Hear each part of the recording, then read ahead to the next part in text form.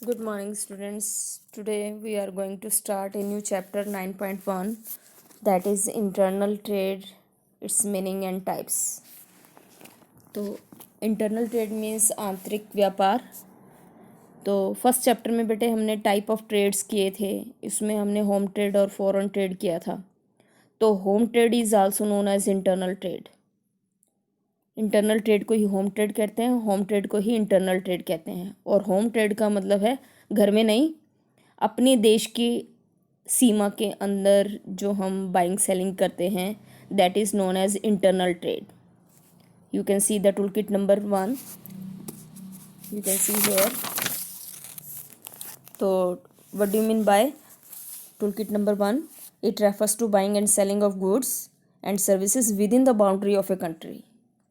अगर हम अपनी देश की सीमा में, अपने 2 ज़िलों में, 2 राज्यों में, 2 शहरों में, 2 गांवों में कोई बाइंग सेलिंग करेंगे, उसको हम घरेलू व्यापार या आंतरिक व्यापार कहते हैं।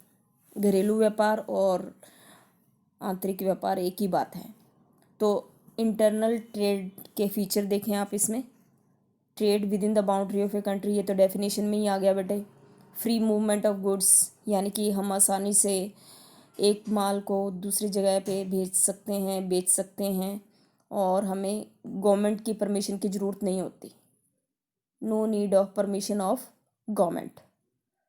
तो free movement of goods very easily and dealing in local currency. जैसे फॉरेन ट्रेड में हमें फॉरेन करेंसी में बाइंग सेलिंग हो सकता है, तो हमें मनी को एक्सचेंज कराना पड़ता है। तो लेकिन हमारा अगर इंटरनल ट्रेड है तो हमारे देश की करेंसी रुपीज़ है, तो रुपीज़ में ही पेमेंट की जाएगी।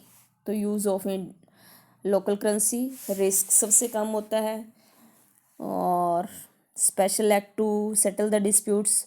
तो यहाँ पे हम sale of goods act 1930 it is applicable. हमारा जो 1930 सेल ऑफ गुड्स एक्ट है, उसके अकॉर्डिंग हम अगर बायर सेलर में कोई प्रॉब्लम हो गई है, कोई डिस्प्यूट हो गया, कोई झगड़ा हो गया, उसको हम सेटल इजीली कर सकते हैं। Next point is type of internal trade. तो टाइप ऑफ इंटरनल ट्रेड बेटे, उसमें हमने होम ट्रेड में सिर्फ एक ही किया था, on the basis of quantity, wholesale trade and retail trade.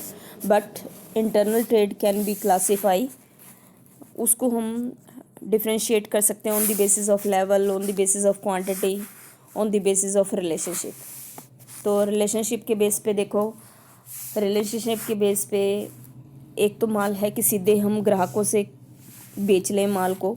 तो जब प्रोड्यूसर डायरेक्टली ग्राहकों को माल बेचे, इसको हम क्या बोलते हैं? Direct trade.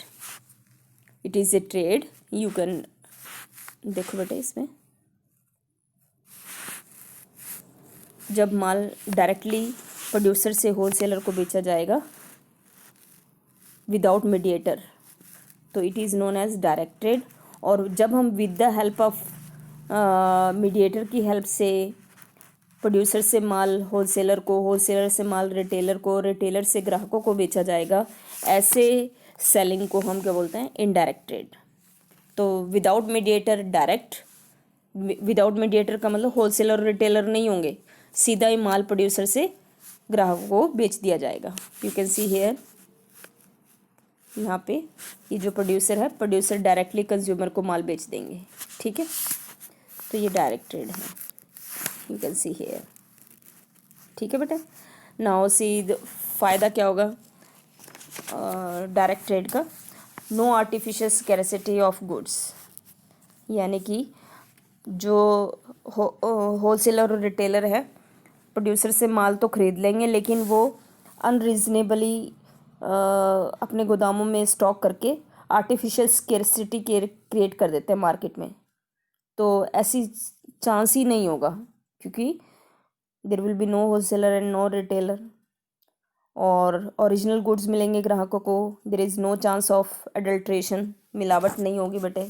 अडल्ट्रेशन का मतलब होता है मिलावट। Next point, double profit to producer.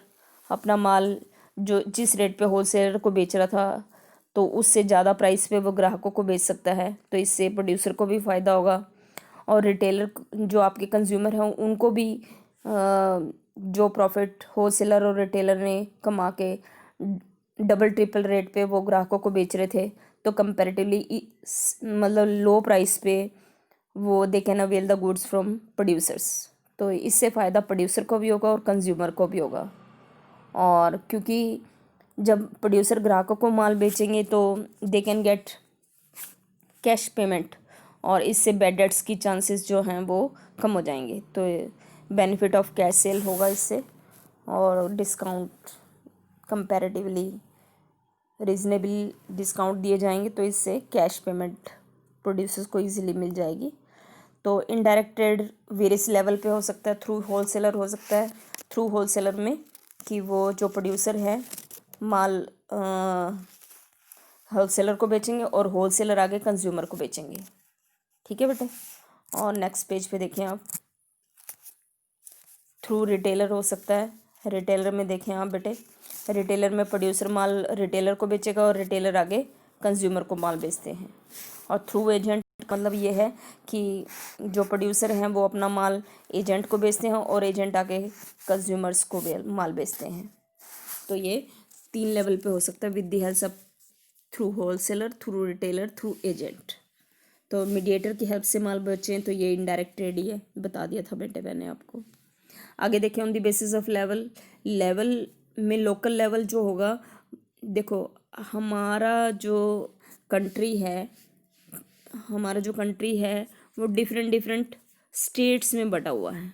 ये सारे स्टेट्स हैं, और स्टेट्स जो हैं वो आगे आगे डिस्ट्रिक्ट में बटे हुए हैं। तो जब एक ही डिस्ट्रिक्ट के डिफरेंट कंट्री में सिटीज़ में या विलेजेस में जो माल खरीदा बेचा जाएगा, यू कैन सी हेयर बेटे, local trade remains confined to some village और ए डिस्ट्रिक्ट।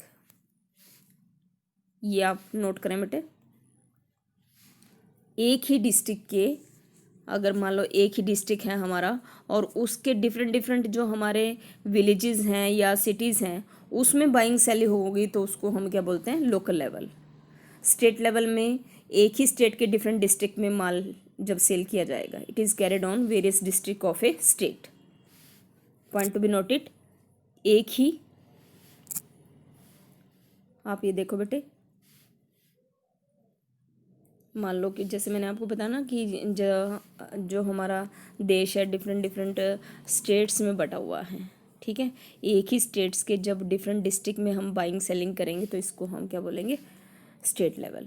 और डिफरेंट डिफरेंट डिस्ट्रिक्ट, एक ही कंट्री के डिफरेंट डिस्ट्रिक्ट में various states of a country अगर बाइंग सेलिंग हो then it is known as national level. On third basis जो हमारा क्लासिफिकेशन ऑफ इंटरनल ट्रेड है, it may be on the basis of quantity, खरीदी गई मात्रा के आधार पर।